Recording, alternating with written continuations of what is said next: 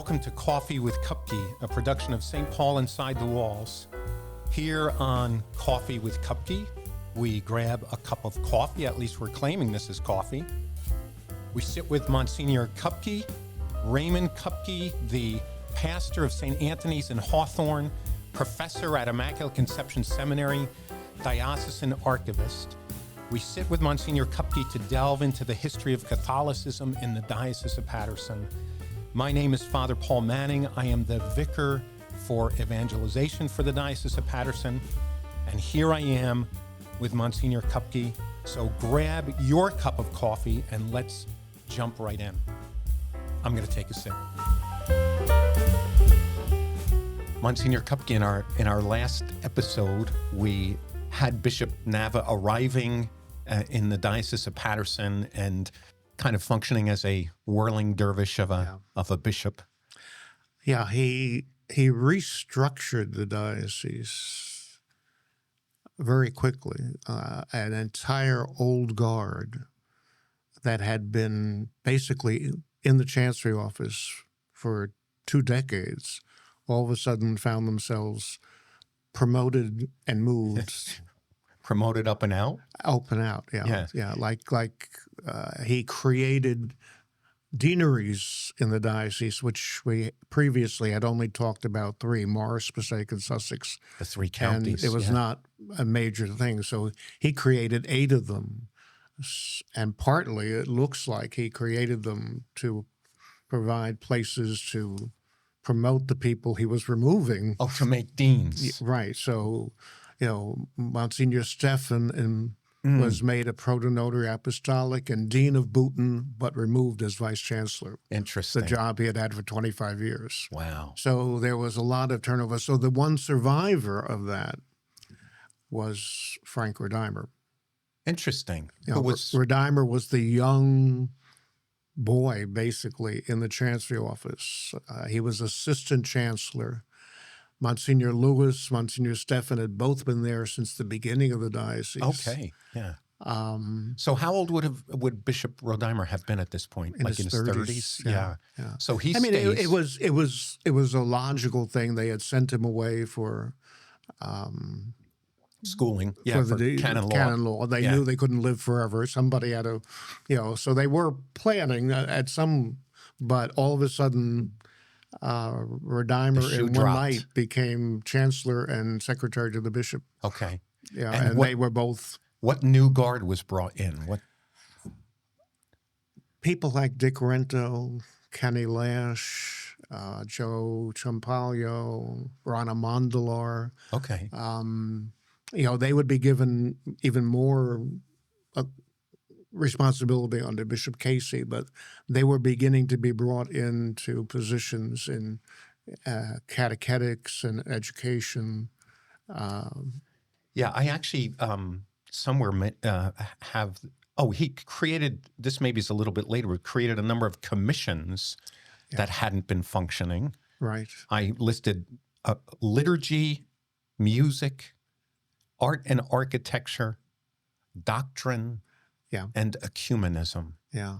And I'm assuming that these would have been headed by the folks that you were mentioning. Redimer himself headed the liturgy committee. Okay. Yeah. So that was a big change. That was the other thing about Nava, though, was that most people were unaware of it at the time, but he was not well. He had heart issues. When he moved into the bishop's house on Durham Avenue, he had one of the enclosed porches completely enclosed so that he would not have to climb the stairs to the second floor. Wow. And basically lived in that. So is that's now an office? Yeah. But Vera Mullane, who had been the bishop's secretary since the beginning, did not get along with Nava at all. Nava, for whatever reason, could not get her name straight. And, continually referred to her as Miss Muldoon instead of Miss Mullane. So there was a little friction there, there was not a happy. and she was ready to resign, and Let him deal with but someone else. she had a wonderful relationship with Bishop McNulty, the previous bishop, Yes. and McNulty apparently said to her, "Hold on, because he's not that well, and he may not last that long." And that's Interesting. ultimately what happened. happens. Yeah. Excuse me, I wanted to ask you about, where is Monsignor Brestel in because Monsignor Brestel was he Vicar General for years and years? But where was he at this point? Brestel was the pastor of St. George's in Paterson. Okay. He was primed to hit the tracks running. Brestel had a brilliant career. He was the first priest ordained for the diocese. Oh, yes. Okay. He was a deacon when the diocese was created. Yeah. And he and his 3 classmates switched to the new diocese. So they were ordained alphabetically. So Brestel was literally the first priest ordained to the title of Paterson. Was Dennis Hayes in that class? No, Dennis Was already a priest? had been ordained the year before. Okay. Yeah, just curious. But Brestel was assigned to the cathedral, to Doc Hill as associate, and had a brilliant, very, very active career there that would go on for decades. At one point, we have a very unusual piece of paper in Brestel's file. It's the only appointment we have like this. He was so active in youth work that the bishop, this is McLaughlin, appointed him chaplain of the Paterson Public High School. Oh, wow. Wow. Which was next door to the cathedral at the time. Yeah. Because he was doing, between St. John's High School and the public high school next door, he was involved in endless youth work. I get the impression that it's in this era that he becomes a great fundraiser. Is that?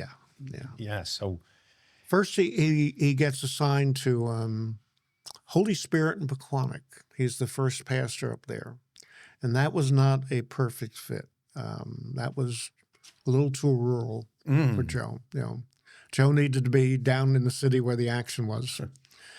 But from there, he gets St. George's and then ultimately St. Anthony's in Hawthorne. But yes, going back to the Nava, massacre of the old guard. The Reign of Terror. Yeah. Monsignor Bill Lewis, who had been chancellor since the day the diocese was founded, he was made an additional vicar general. John Sheeran of St. Margaret's in Morristown was the vicar general. So Nava makes a second vicar general and makes Lewis that, removing him, of course, from the chancery. So then, a few years later, when Lewis dies, Brestel is made the second vicar general. And then Sheeran dies, and then it's just Brestel by himself then for the next 25 years. He was vicar general when I was a young priest. Right. But when I saw that, there was a period in our history where there were two vicars general, right? And we're in that situation. Yes, when Bishop Serratelli appointed Father Mike Barisi, people thought, this has never happened before, but in reality, it did happen. And any sense of how it functioned back then? I think Lewis was so elderly and frail at that point that he himself, did not do very much in that role. Yeah. It was not the same role that it is today. Actually, it really was under Brestel that the vicar general role really took on. Prior to that, it mostly was a major role if the bishop was out of the diocese. Like when Nava was at the council, Sheeran was running the show. Yeah. And there's a whole correspondence between the two of them. Okay. But Bishop Rodimer, when he became bishop, decided that he wanted a full-time vicar general. So he went to Bristol and offered it to him with the understanding he would have to resign as pastor of Hawthorne. Oh, And he could have either one. He could go in either direction, whichever one he wanted. And Bristol chose to remain as vicar general and okay. step down in Hawthorne. And did he live there? He continued to live Yeah. there, right? And who became the pastor? Joe Ciampaglio. Okay, when these names come back. Yeah. Um, But it's really from that point that Bristol, with a permanent office in the chancery and there every day, and and becomes he had already been the chairman of NAVA's building campaign. yes. So he had developed a reputation. He was very popular among the priests and was able to Draw galvanize blood from them. a stone. Pardon? He was able to draw blood from a stone. Yeah, yeah. I think about him when in this period when we keep having political comings and goings over the Speaker of the House.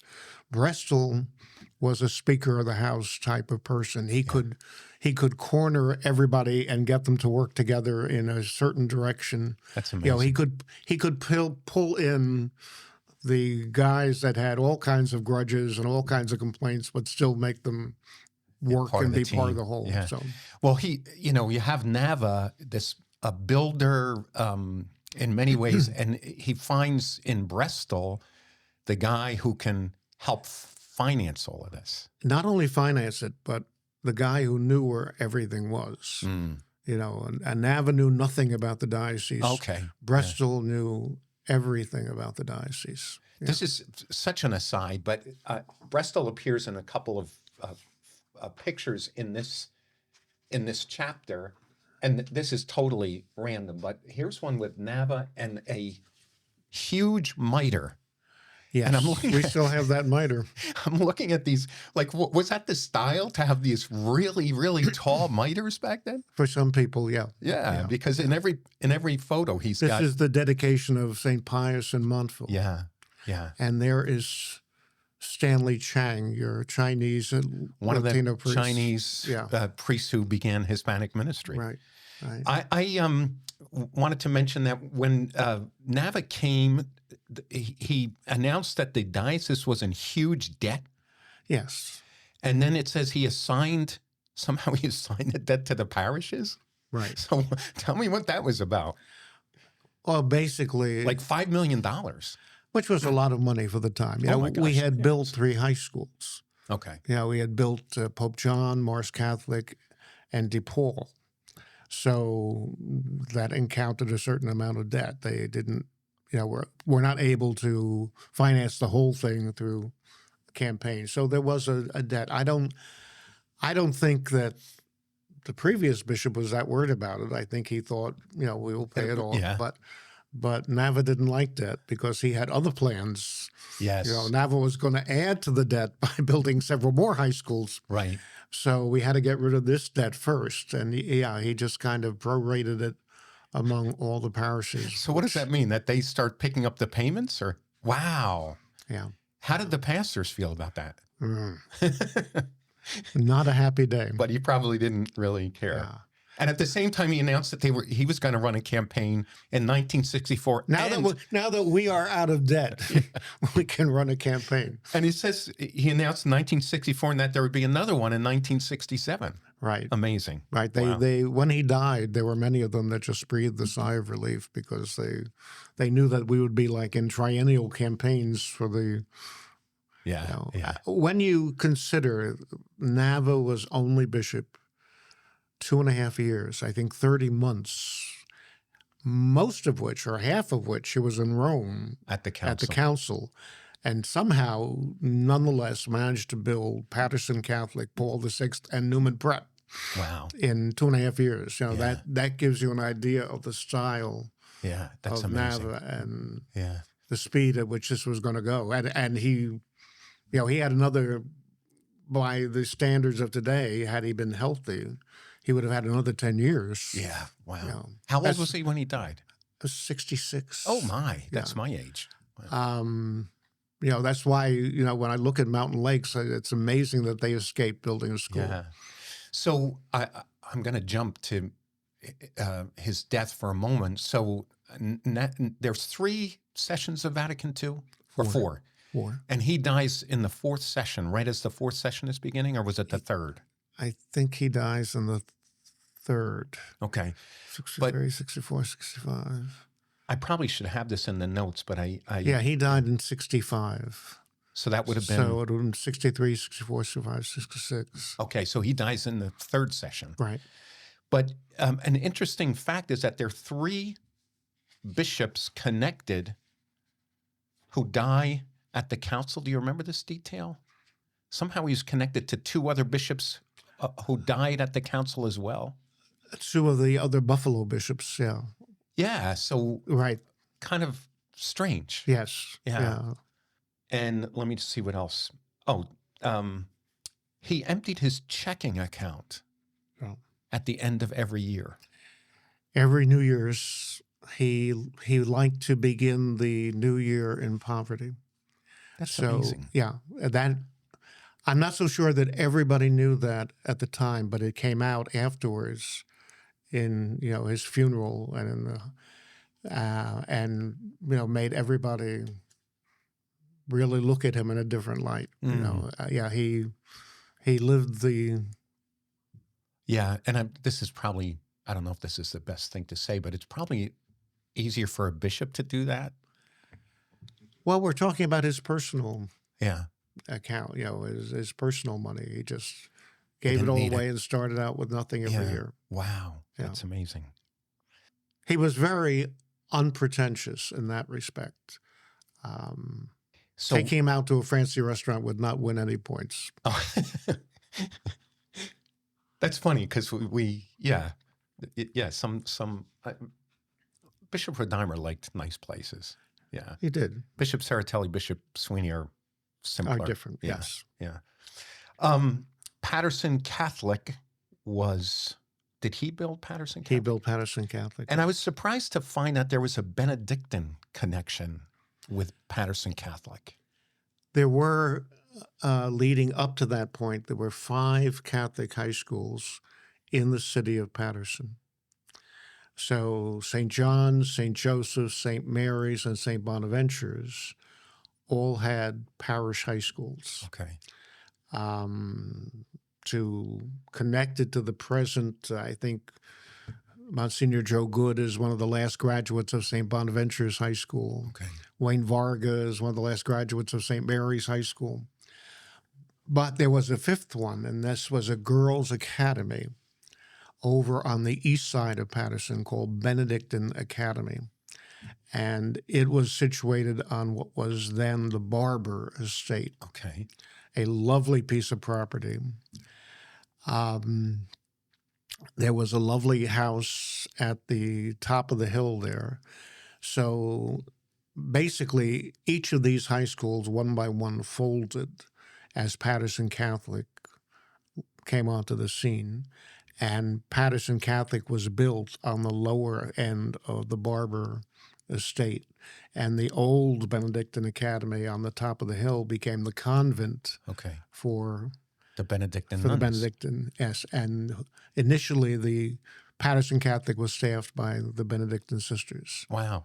Now, was the plan to build Paterson Catholic and to merge the other schools? Or I've never seen that written in so many words, but I think yes. The fact that they, idea. They were all very small high schools, 110 kids, 120 kids. Yeah. And education was probably changing. Education was changing, yeah. Right.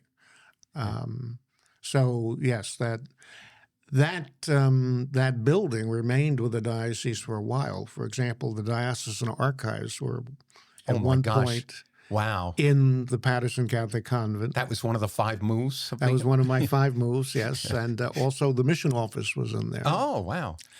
And when Rodimer became bishop, he hosted a luncheon for all the visiting bishops in the Paterson Catholic Convent. Is that building still standing? I haven't driven by it in the daylight in a while. I'm not sure. We've sold The school. school. I think we had sold the upper part of the property much before that. So the school, I think, is now a public school? Public school, yeah. Okay. Let me just, last thing. Bishop Nava was concerned about the Black community and the Hispanic community. And so maybe say a word about that. Nava, almost as soon as he came, reorganized the Hispanic apostolate and set up 3 centers in Paterson, Passaic, and Dover. Yeah, we talked about that in the last episode. And created 3 missions, Our Lady of Fatima in Passaic, Our Lady Queen of the Holy Rosary in Dover, and Our Lady of Providence in Paterson. Yes, we did speak about that. In Paterson, eventually, Our Lady of Providence, as well as a mission/institute, the St. Peter Claver Mission. Yeah. They all merged together into Our Lady of Victory's parish. Yeah. So they were resistant initially. Right. And then as a result of a fire, they had to move in together. And I'm saying, who started that fire? Well, it's interesting. It's much the same thing that happened more recently between St. Nicholas and Our Lady of Fatima in Passaic. One of the buildings just couldn't handle it anymore, and so what they had tried not to do for a decade or so, all of a sudden they were kind of pushed into it. Yeah. In Paterson, Our Lady of Providence was using the original Our Lady of Victory's church, which was a wood frame structure. Meanwhile, the parish had bought a Reformed church on the corner there, and so eventually it just made sense. But to put them together, Our Lady of Victories at that point was probably the most unusual parish in the diocese. Yeah, we've talked about its history. At that point, it was covering 3 different ethnic groups, the Anglos, the Blacks, and the Hispanics, but also serving as the chapel for Seton Hall, Paterson. Yeah, we talked about this. Yeah, so it was, and also the Gypsy community considered it their home. I mean, they had, everything going there. Well, Bishop Nava, we're gonna end now with Bishop Nava's departure from the scene, going home to the Lord. I'm just gonna say that he sent missionaries to Peru, and one of them was Father George Dudak, whom we met in an earlier episode, who shot the bird out of the Christmas tree. So when we resume in the next episode, we're gonna move to our next bishop, who's in the chapter on the winds of change, and that's going to be Lawrence Bernard Casey. So until next time.